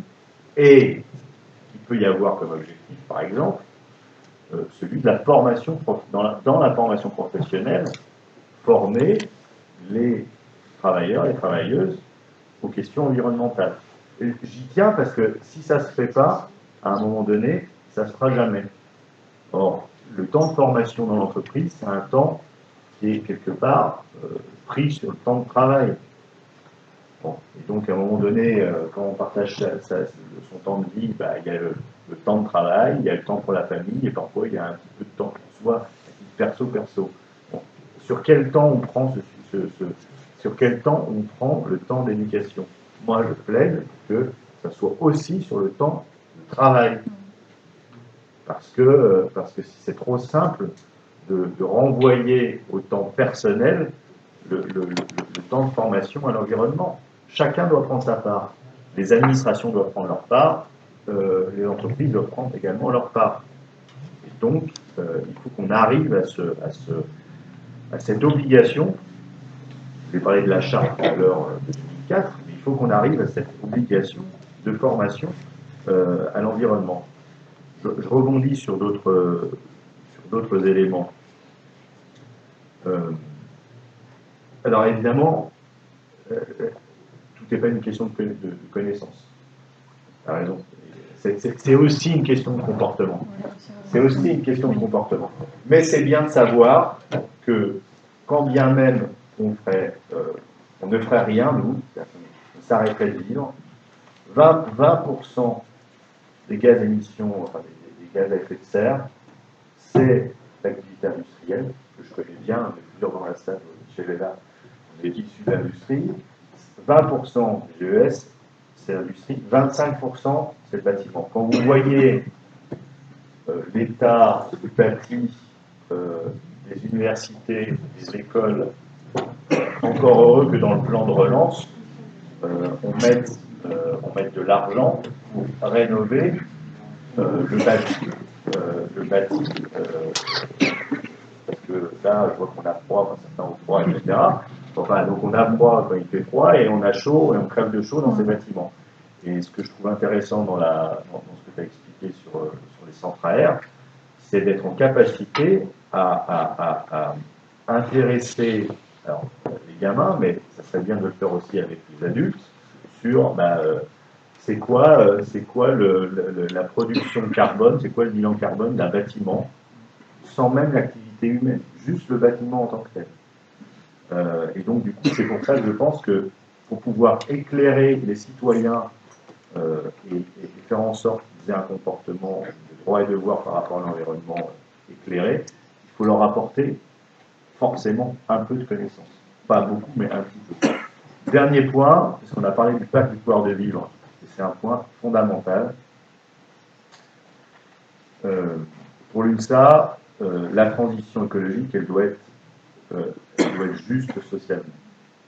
On ne peut pas faire la transition écologique contre les citoyens. Vous avez vu ce qui s'est passé avec le mouvement que j'appelle le mouvement du 17 novembre, c'est-à-dire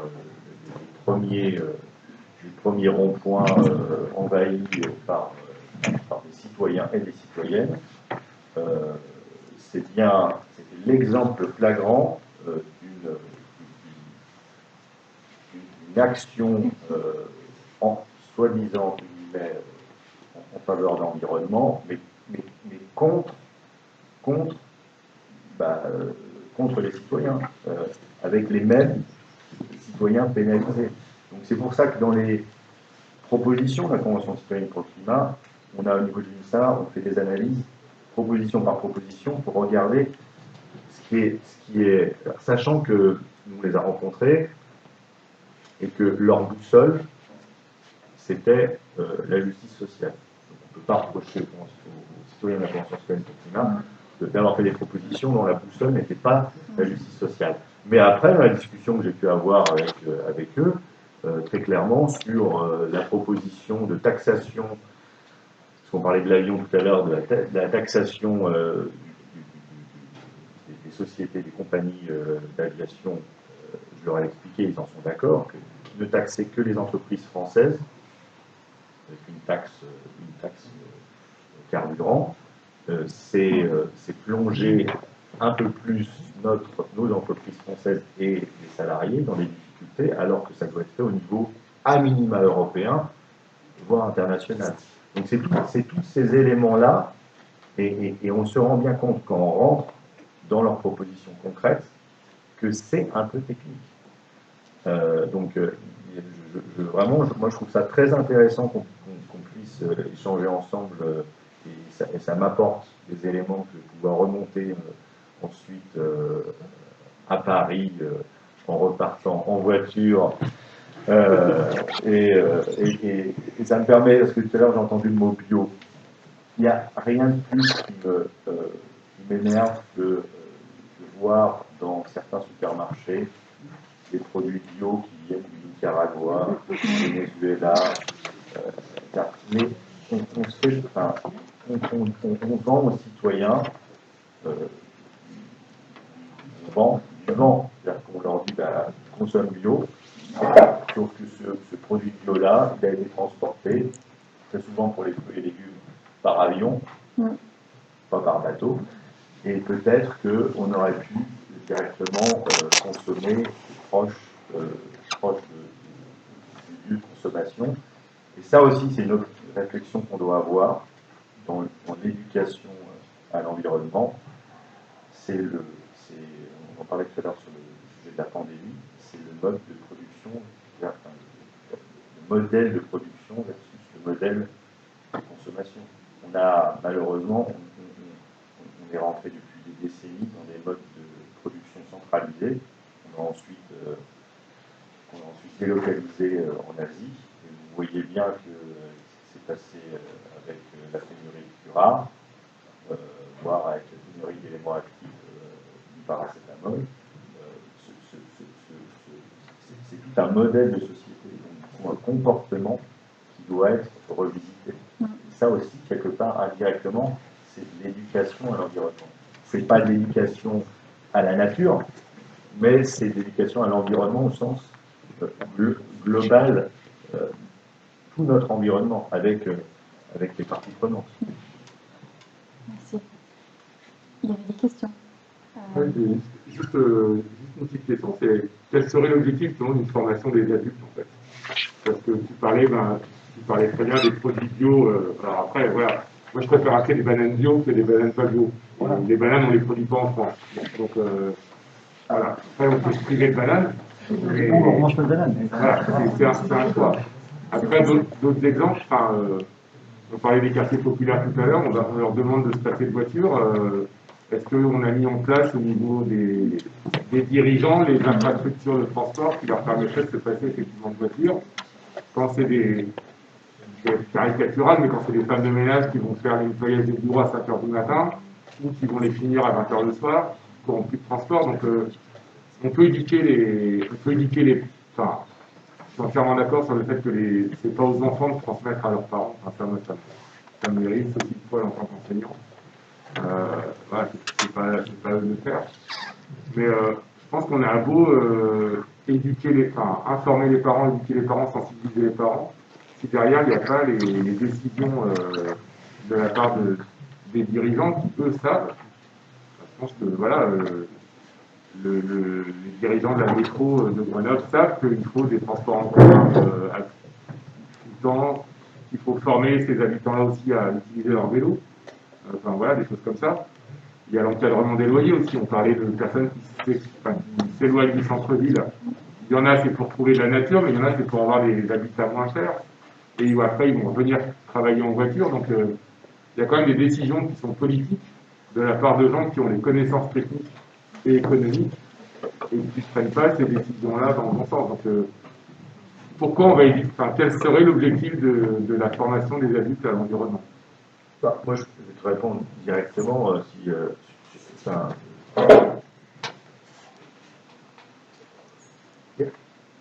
Alors, je sais qu'il y a des juste, est-ce que je peux juste, je pense qu'il y a, en fait, il y a à la fois le côté, pour résumer, le côté connaissance que toi tu mets en avant, et à la fois le côté immersion dans la nature, parce qu'on sait maintenant que pour passer à l'acte, pour s'engager réellement, il y a nécessité de se sentir appartenir à la nature, de se sentir immergé. Donc finalement, les trois intervenants représentent un peu des, on va dire, des moments. Voilà, des moments. Et je pense que du coup, peut-être, Jean-Luc, tu peut-être, non, Guillaume, tu voulais peut-être préciser oui, des choses, mais... juste rapidement avant de laisser la parole à Jean-Luc, mais moi je suis syndicaliste et je suis à la tête d'une organisation syndicale, donc effectivement mon périmètre d'action dans la démocratie sociale, c'est la démocratie sociale. Je pense qu'on est malheureusement trop souvent, on l'oublie parfois trop souvent. C'est pour ça que j'aime beaucoup le terme de société civile organisée, dans lequel il y a les associations, les organisations syndicales, etc. etc. On a un membre du Césaire qui peut en parler également, puisqu'au Césaire, c'est la société civile organisée, comme au CESE, qui est représentée. Donc chacun a son rôle à jouer dans la démocratie politique. Les élus représentent, sont élus, mais dans la démocratie sociale, soit dans les administrations, dans les entreprises, il y a des représentants du personnel qui ont du coup aussi un rôle à jouer. Et je reboucle sur ce que je disais tout à l'heure. Il y a l'école, et puis ensuite il y a la vie après l'école. Et la vie après l'école, c'est la vie du boulot. On rentre dans une entreprise, et dans l'entreprise, on est dans des règles nouvelles.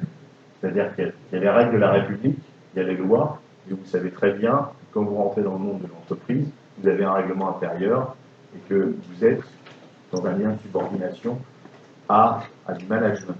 Et donc derrière, il y a des représentants du personnel. Et tout ce que je dis, c'est qu'à un moment donné, il faut pouvoir, nous, et c'est notre rôle de syndicaliste, doter les représentants du personnel de connaissances, de moyens, d'outils, pour pouvoir challenger leur direction, challenger leurs administrations aux questions environnementales. C'est tout. C'est pas incompatible avec le reste, c'est complémentaire, mais réalisons 2 secondes que les entreprises s'exonèrent et trouvent tous les moyens pour s'exonérer de leurs responsabilités par rapport à l'environnement.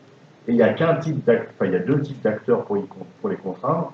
Il y a les acteurs politiques, le législateur, et puis il y a les acteurs représentants du personnel dans le monde de l'entreprise. Les secrétaires de CSE, etc., etc. Et c'est vachement important. Donc là-dessus, je pense que c'est une communauté, une société civile organisée, avec les associations, qui ont cette capacité de toutes et tous. C'est un peu c'est ce qu'on a voulu faire avec le pacte du pouvoir de vivre. 19 organisations au démarrage, 55 maintenant, 66 propositions. Voilà. 60 organisations maintenant. Voilà, 60. Pour essayer de répondre aussi, pour moi, c'est quoi la formation des adultes? C'est aussi leur redonner un petit peu cette capacité d'agir, parce que je pense, moi j'ai fréquenté pas mal de Grenoble, parce qu'on a la liste sur la maison d'école.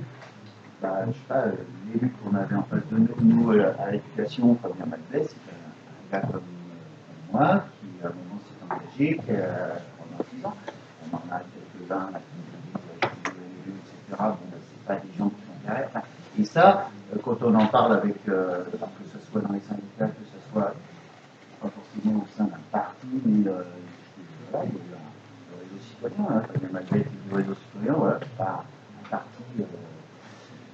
Voilà, et donc les gens peuvent s'investir. Et comment on redonne aussi un petit peu le goût de l'action collective, de l'investissement aussi, parce que c'est bien beau la démocratie, mais effectivement, si on la consomme, bah, on a ce qu'on a. Voilà, alors que si on y croit et qu'on est prêt à. C'est pour ça que je reviens souvent sur cette idée de service civique, voilà, où le temps citoyen, il devrait rentrer effectivement, alors soit au sein du temps de travail, enfin, bref, pour moi, s'investir 2 heures par semaine pour le collectif, ça me semblerait simplement un truc normal. Enfin, les gens préfèrent déléguer ça en payant des impôts, pour ceux qui en paient, la moitié, puis les autres en achetant des pays. Mais voilà, mais c'est dommage, parce que ça manque, on passe à côté de quelque chose. Parce qu'on est dans la compréhension, dans la formation, dans la formation, récupérer de la formation sur vraiment les enjeux, parce qu'il y a les enjeux locaux, il y a les enjeux effectivement mondiaux, et après, voilà, construire enfin, pour moi, la démocratie, voilà, ça ne peut vivre que si on y consacre du temps. Les hommes préhistoriques passaient à peu près 4 heures à bosser par jour. C'est 28. On se met le 28 heures, disait le non, mais si c'était une des propositions voilà. Donc le reste du temps, c'était de la vie sociale, c'était de l'organisation du collectif, du loisir, des arts, enfin, voilà, c'était ça. Bon. J'étais au préhistorique il y a longtemps, mais je vais y retourner. Oui. Est-ce que tu voulais répondre à ça? Alors peut-être très rapidement, parce que je vois qu'il y a plusieurs personnes qui veulent intervenir et je ne voudrais pas non plus. Mais juste peut-être un petit point sur le fait qu'il faut qu'on dissocie l'idée de faire des formations et l'idée que, une fois que la formation est faite, ça va aller dans le sens où nous, on veut. La formation, elle fait couvrir des champs des possibles. Oui. Après, le choix, à un moment donné, actuellement chez nous, c'est un choix démocratique, il faut redonner de la valeur à ça. Mais je veux dire, il faut quand même rappeler qu'au départ, voilà, c'est ouvrir le champ des possibles. Et juste dire que l'éducation pour les enfants, ça sera ça aussi, ça sera leur ouvrir des champs des possibles, mais ça veut pas dire qu'après, ils ne font pas d'autres choix que qui ne correspondaient pas à nos valeurs au départ. Et déjà, nous, c'est de leur ouvrir le champ des possibles, pour au moins leur éviter qu'ils reproduisent le seule chose qu'ils ont fait. C'est juste pour moi. Merci. Je voulais simplement dire qu'il y a un mot qui revient souvent en ce moment, c'est mutualisation. Pendant des années, c'était des initiatives personnelles et individuelles un peu partout, et qui émergeaient et qui d'un seul coup faisaient qu'on allait dire « Ah bah tiens, ça c'est bien, on va en faire éventuellement une loi ou un truc, etc. » C'est monté comme ça. On est sur une autre bascule, à mon sens, aujourd'hui, c'est que tout est devenu mutualisé aujourd'hui. C'est-à-dire que l'information devient mutuelle. Et les gens ont une capacité à pouvoir récupérer de l'info, mais ça reste encore des mouvements individuels. C'est-à-dire qu'on va chercher et puis on va se débrouiller. L'initiative on est dans une ère d'initiative. Et je pense qu'en effet, il ne faut pas bouder son plaisir à engager un maximum le champ des possibles sur la formation. Et je dirais juste un mot sur la formation. Au sein de l'INSA, enfin, tout ce qui est formation des personnels, on est complètement encore trop à la marge d'un aspect essentiel, c'est le partage d'expérience. On appelle le retour, on appelle ça en pratique, l'analyse de pratique. L'analyse de pratique. Ça commence à rentrer. Et pourquoi? Je terminerai là-dessus. Je donne un exemple. Une amie municipale d'une commune qui est juste à côté de chez moi à Domaine, à Auversou, a eu l'idée de dire on va désimperméabiliser et végétaliser les cours d'école parce qu'on veut se mettre dans l'optique d'adapter nos écoles au réchauffement climatique. En partant du constat que ce n'est pas possible que les enfants ils soient à 45 degrés. Ils en ont déjà eu la journée, elle était difficile parce que les bâtiments ne sont pas adaptés. On les met dehors, bah oui, on les met dans une cour où il fait 45 degrés. Donc ça cuit bien. Là, ça cuit bien. Ils sont déjà cuits, ils sont encore plus cuits. Ce que j'ai trouvé génial dans l'initiative de cette collègue, c'est qu'elle a voulu partager son expérience. Elle n'a pas attendu l'autorisation quiconque.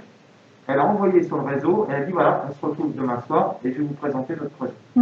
Eh bien, on était une dizaine de communes, d'enseignants, de communes de l'ensemble de l'agglomération grenobloise, en disant ça, c'est super, super intéressant.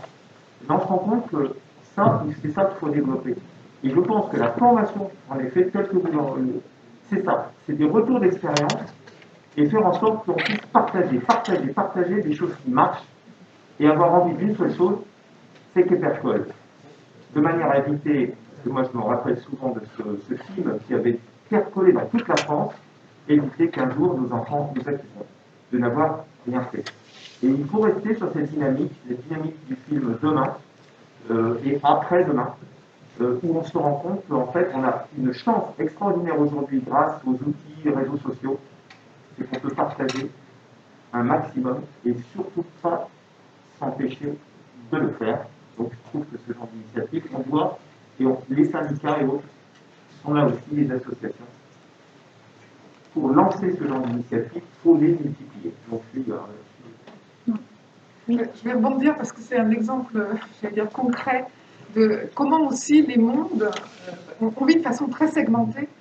Je donne un exemple, vous parliez des femmes de ménage qui travaillent 5 heures du matin, très tard le soir, l'enfant il a la clé autour du cou parce qu'on va rentrer ou on part à l'école quelquefois tout seul, hein, c'est des réalités.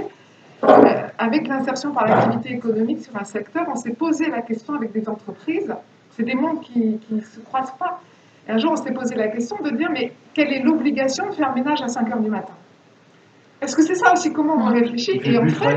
Et en fait, ben, il n'y avait pas tellement d'éléments qui justifiaient.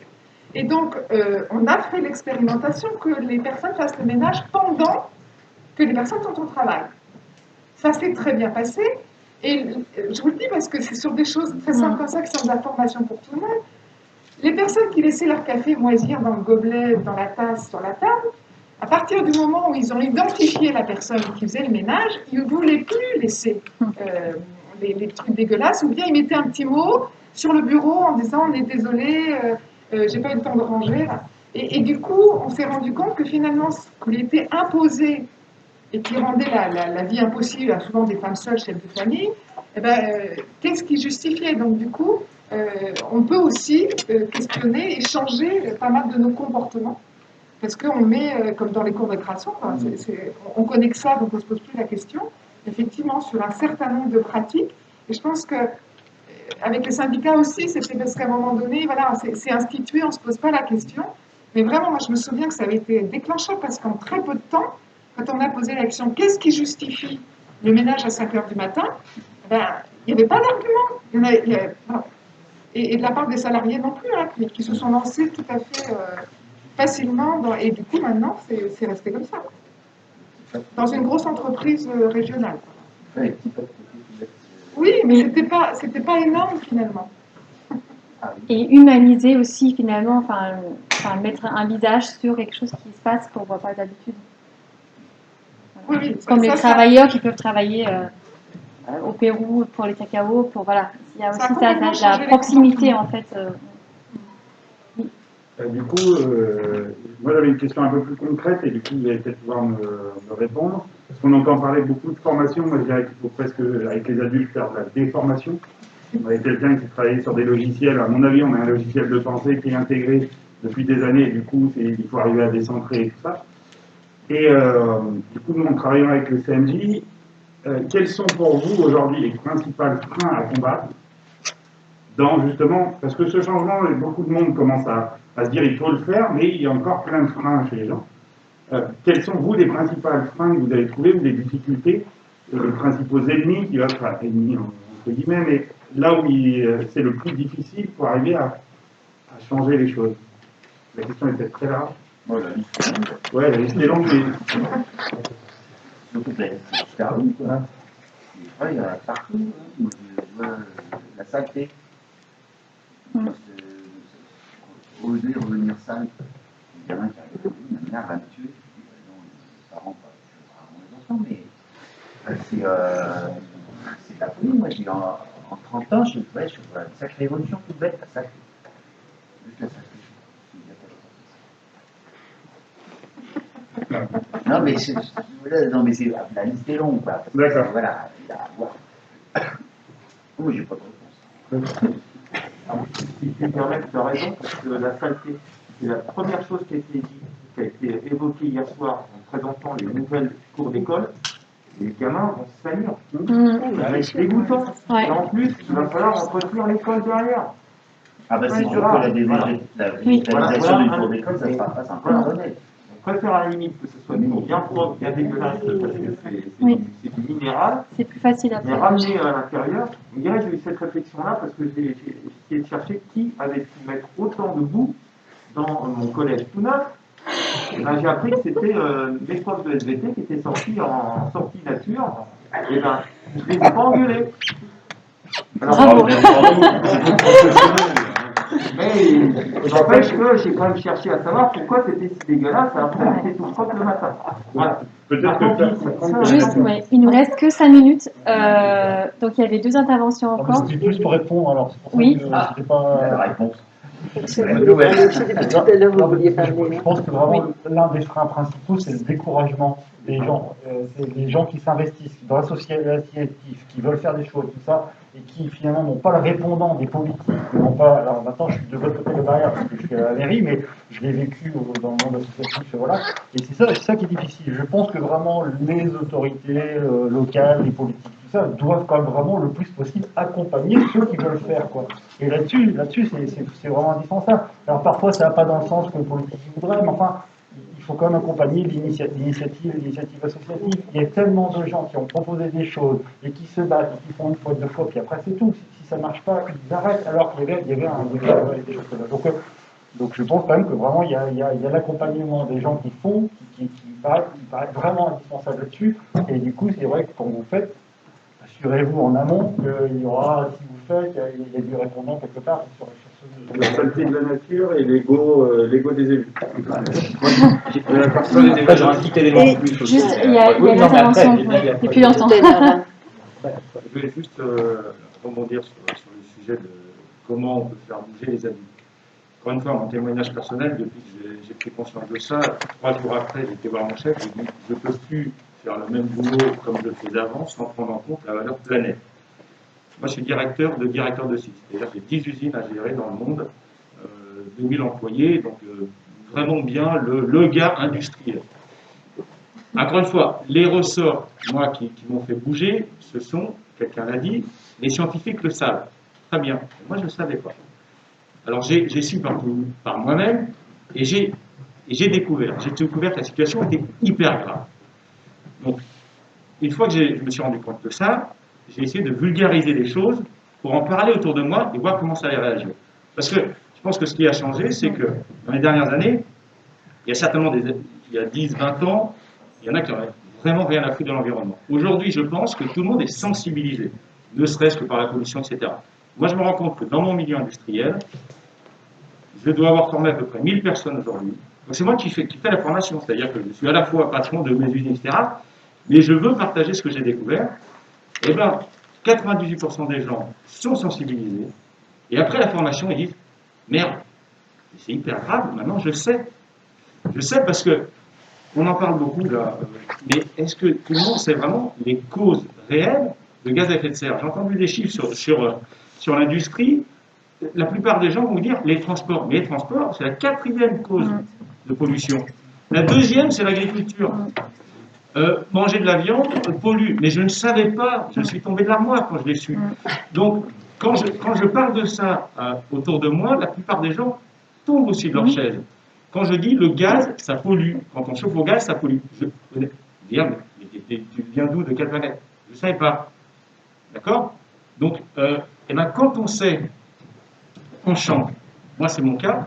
Il y a beaucoup de gens autour de moi qui commencent, une fois que j'ai fait cette formation, cette explication, et je jette la pierre à personne. Je dis voilà, au moins, vous savez.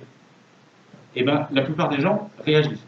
Ce qu'il ne faut pas oublier quand même, c'est que les gens qui ont les moyens, et comme moi, aujourd'hui, quand on ne sait pas, on investit 1 euro là où il ne faut pas. Quand on sait, ça change tout.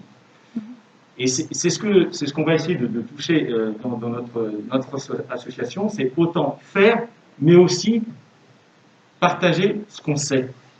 Parce que je pense qu'il faut on a tous des leviers pour changer. Et la nature, j'adore la nature, mais c'est pas parce que j'adorais la nature que je faisais ce qui était bien. Et là, maintenant, je relie les deux. Mais on a tous des leviers différents. Mais il y a un moment, il faut dire les choses qui ont été expliquées scientifiquement. Et donc, j'essaye de vulgariser ça. Si ça vous intéresse, je vous ferai passer les 4 slides pour expliquer ce qu'on doit savoir. Très bien. Du coup, moi, ça fait écho à ce que je voulais dire par rapport aux ennemis qu'il faut combattre. C'est justement le rapport à la science. C'est-à-dire que l'inconvénient d'avoir cette information mutualisée auquel tout le monde a accès, c'est qu'on a de plus en plus de gens qui mettent en doute la science. Donc, un des éléments, quelque chose qu'il faut faire, et en particulier avec les enfants, c'est expliquer comment la science fonctionne. Et on en a eu cette expérience avec la pandémie où on a vu un phénomène scientifique se dérouler en vraie nature. C'est fait à la fois de tâtonnements, de retour en arrière, on sait, parce qu'il n'y a pas que des décisions politiques. Les scientifiques eux-mêmes, ils cherchent à montrer ce que c'est que la science et montrer qu'à un moment donné, une vérité scientifique, on y croit parce qu'il y a un consensus qui se fait là-dessus, qu'il y a une communauté qui se fait. Bien sûr, ce sera peut-être remis en question quelques années après, mais il faut comprendre le mécanisme pour ne pas mettre en l'air justement tout ce qu'on sait, parce qu'il y a beaucoup de gens aussi qui ne veulent pas savoir, parce qu'on leur dit les choses, mais parce qu'à un moment donné, tout se vaut, ils remettent en question, il y en a qui ont dit ça, il y en a d'autres qui ont dit ça, enfin, sans aller même jusqu'au complotisme et aux fake news, il y a quand même cette méfiance qu'il y a de la science, et il faut retrouver et réexpliquer à la fois aux adultes et aux enfants comment ça fonctionne, et comment justement on peut s'appuyer dessus après pour agir, et là je vous rejoins complètement. Aller sur le site de la NASA, c'est fabuleux.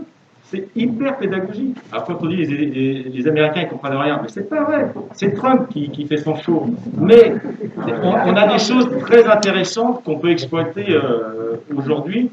Et honnêtement, les retours que j'ai, bien sûr qu'il y aura peut-être encore 2-3% de détracteurs, mais ils sont très faibles, hein. Enfin, au bout d'un moment. Un mot de la fin du coup de Guillaume et Jean-Luc, parce que les midi, Oui, il faut qu'on... juste pour lire, il y a Jean-Baptiste Pressos qui a fait un bouquin justement, qui est historien des sciences et qui explique comment la dénégation du réchauffement climatique a été financée par les grosses compagnies pétrolières depuis des années, ce qui explique que effectivement on sera peu perdu et qu'on croit encore qu'il y a des doutes. Beaucoup de lobbying, mais beaucoup de lobbying, évidemment. Mais c'est pour ça que les lobbying ont été énormes. Un mot positif à la fin après les lobbying, tout ça. Évidemment, on continue à y croire, voilà, parce que j'y crois. Voilà, on fait ce qu'on peut, et puis on est vigilant, on essaie de garder un esprit critique donc, dans nos pratiques. Et puis, ouais. Non, je pars faire du voilier toute la semaine. C'est vrai, en plus, on m'attend. Voilà. Au revoir Jean-Luc, merci. Je suis vraiment désolé de vous quitter comme ça. Je ne dis pas les autres, c'est pas le bon. Au revoir. Merci. Un dernier mot pour vous dire que, au nom du LSA, moi je suis très content que vous ayez organisé cette journée, parce que je pense qu'il va falloir la médiatiser. Pour que le même type d'initiative soit prise dans d'autres départements de la région et dans d'autres régions. Parce que là encore, vous voyez bien, et c'est un point important, c'est dans les territoires qu'on va pouvoir faire bouger les choses. C'est pas en centrale, alors au siège de l'ULSA à Bagnolet ou à Paris qu'on va faire bouger les choses. C'est vraiment dans les territoires. Et un point aussi positif, parce qu'on a beaucoup parlé de l'éducation, ce qui est normal. Juste une réflexion, ce sont quand même les jeunes qui ont donné un coup de pied aux fesses aux adultes. Youth for Climate et tous les mouvements de jeunes qui se sont réveillés, c'est plutôt nous qui sommes globalement à la traîne. Donc s'il y a bien un sujet ou une priorité fondamentale aujourd'hui, c'est plutôt l'éducation des moins jeunes plutôt que l'éducation des jeunes, qui, à mon avis, est plutôt bien faite. Et en tout cas, c'est quand même une grosse leçon qu'ils nous ont donnée. Ils ont un niveau de conscience qui est parfois bien supérieur au nôtre. C'est plutôt, c'est pour ça qu'au niveau syndical, au niveau de l'ULSA, notre cible, c'est vraiment de former les représentants syndicaux de manière à ce que tu disais tout à l'heure, pouvoir partager les expériences et partager les connaissances avec les autres. En tout cas, merci pour cette superbe initiative. C'est vraiment super. Oui, bah, je pourrais presque faire mienne cette conclusion, donc du coup je ne vais pas en faire plus long. Moi, pour tout vous dire, je vais la faire plutôt. Ça fait 3 week-ends d'octobre où je suis mobilisé sur des événements. Il y en avait 2 qui ont été annulés avec toutes les mesures sanitaires, le côté rouge et parade et compagnie.